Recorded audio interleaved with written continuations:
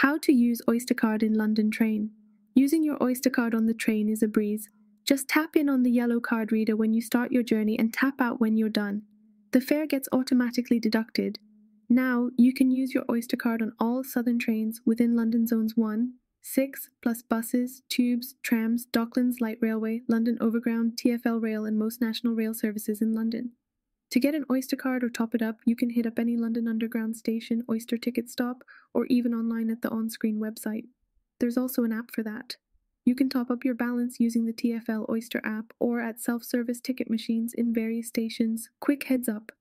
From March 1st, some ticket offices like Blackfriars, Gatwick Airport, and others won't provide Oyster services. No worries though, you can top up at ticket machines, newsagents, or online.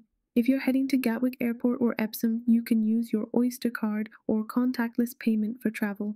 But remember, single fares might not always be the cheapest option, so check the details on the TfL website.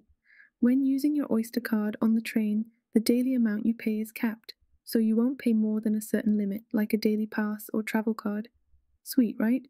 For unlimited travel, you can snag an Oyster travel card season ticket.